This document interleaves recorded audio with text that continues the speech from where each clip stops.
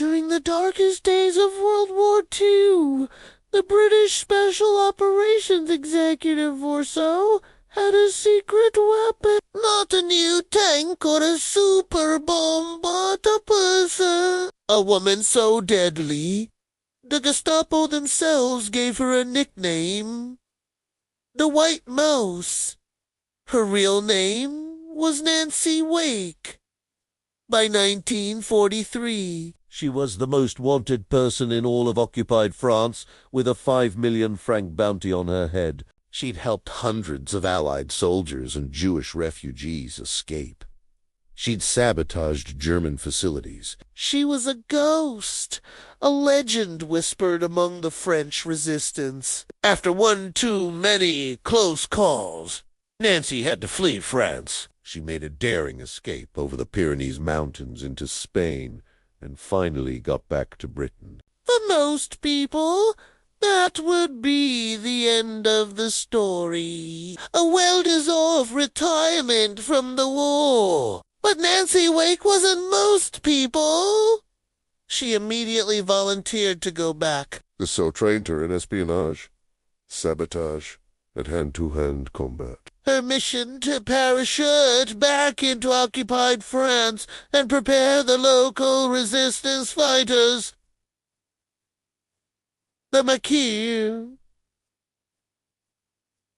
For the upcoming D-Day invasion. The problem was everyone was looking for her. The Germans knew she would try to return. They had her description, her code names, her methods. Sending her back was a suicide mission. The Soul needed to hide her in plain sight to create a location so secret that even most of the Allies wouldn't know where she was. So they trained her at a secret estate in the English countryside, far from prying eyes. Her final destination in France was a closely guarded secret, known only to a tiny handful of people. The plan was simple.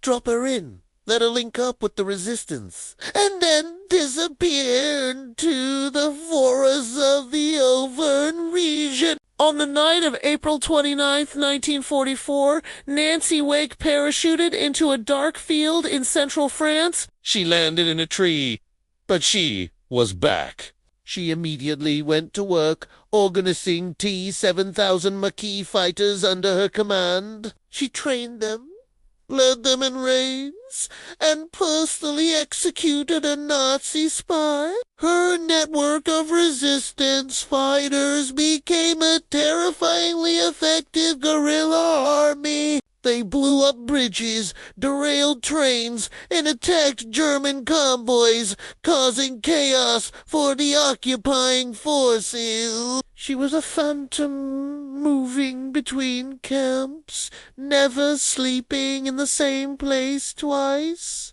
No one in the outside world knew her exact location. Not London, not Washington. Only her and her fighters. But the Germans were closing in. They knew a major resistance leader was operating in the region. They just couldn't pinpoint her.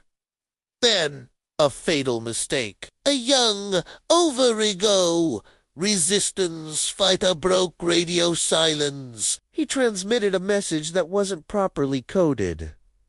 It was a short message, but it was enough. German direction-finding teams, experts in radio triangulation, picked up the signal. They didn't know it was Nancy Wake, but they knew where the signal came from. Within hours, 22,000 German soldiers were dispatched to the area with orders to wipe out the resistance. Nancy and Air 7,000 fighters were surrounded, outnumbered 3-1.